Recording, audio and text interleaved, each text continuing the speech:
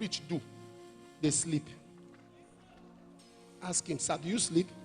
Say yes. Say, my God will answer you. Never. David, don't rely on your wealth. In Proverbs chapter 20 verse 21, the Bible says, an inheritance may be gotten hastily at the beginning, but the end shall not be blessed. Proverbs 1 verse 32, it said, the prosperity of fools shall destroy them. Jeremiah 17:11, as partridge sitteth on eggs and hatcheth it not, so is he that gets riches, but not by right. He shall leave them at the middle of years, and at the end he shall be a fool. Riches are not forever. Am I communicating here? I had a friend who was very rich. I will preach to him. He will tell me, please, give me advice on other matters, not the church. He bought a plane for himself. The wife was complaining and all of that. He bought the wife her own plane. And the kids were complaining that the pilot don't come around to take them to nations to have vacation with their friend. He bought the children their own plane. So he had 3 planes. He bought an extra one for himself. He had 4 jets packed. But the day he died, I looked at where they kept him. The 4 jets, I looked at where. You know my idea of net worth? My idea of what net worth should be is your dependence on God. Because what you call money is just a little piece of paper with dead men's pictures. Oh, why are you laughing? The people on your Naira note, are they alive?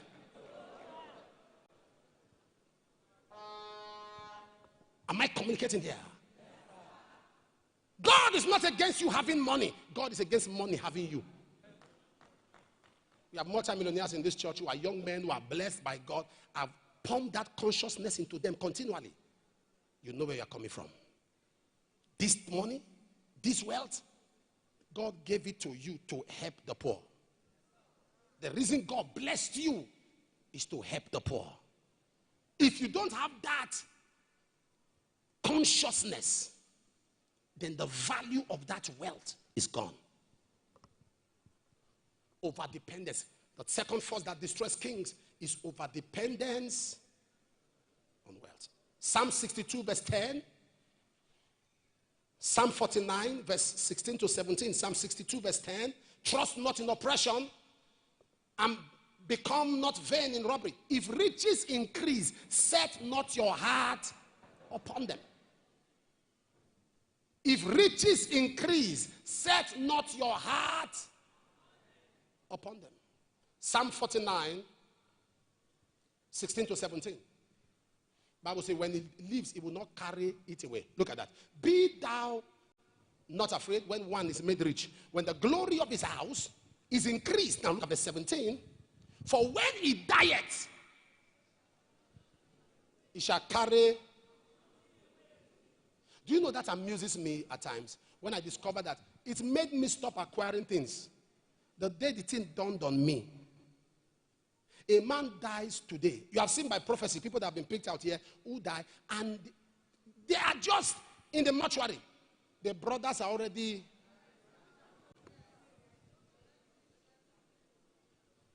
They are dragging, and that's when it becomes our brother. Our brother. That's when women are surprised that a brother-in-law that was so nice becomes so devilish. Do you know why people abuse? Why people abuse wealth? When provision is more than vision, provision is bigger than vision, waste is inevitable. When provision is bigger than vision, you have so much money and you have little vision, so you waste. But when you have big vision, even your provision will not be enough. It's like you think, some of you have built your houses will know, you think you have money until you start a project. When provision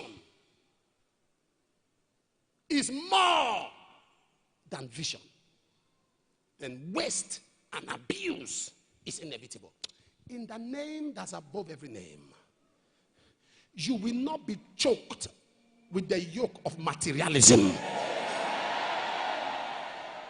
You will not be choked with the yoke of materialism. 3, I'll give you 2 more, then I'll pray. Today is Super Sunday. We'll go into ministrations. Are you ready? We saw the miracles of yesterday. We're just going to go into ministration, so I'll do this very quickly.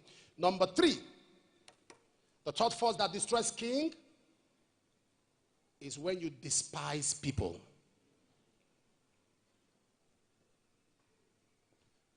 You know, some people don't know that.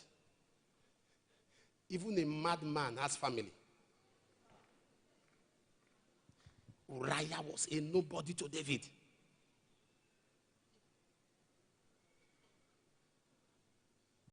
A man, one of my sons, he was in government on ministerial level. And he wanted to see the number 2 man. He had his oddly with him.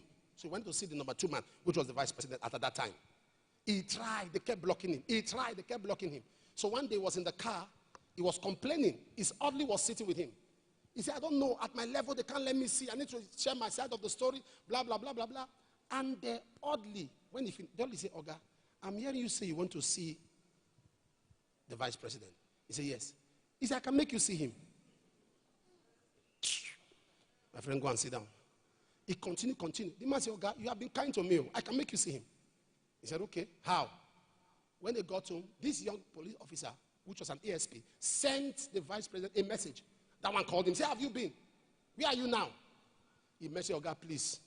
When I was leaving you, you said, anywhere I am, whatever I need, you give because I've been faithful to you.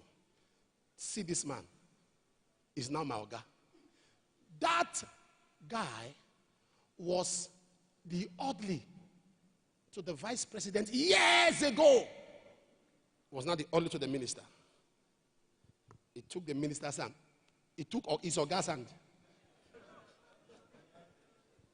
Now, if that Oga or boss was wicked to him, in fact, he will send a message, say, Oga, if you see this man, at your own risk. How you treat people is how life and God treats you.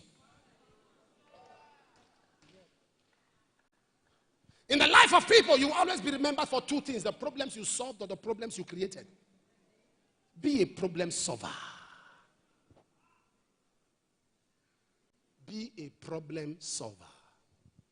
Around the world today, almost in all the nations we have our churches, almost most of them, I see that. Be a problem solver. Who is living? I want to ask you a question. I preached a message years ago. If you die now, who will miss you? You are not dying now in Jesus' name. But I'm asking you a question. If today you leave this world, who would miss?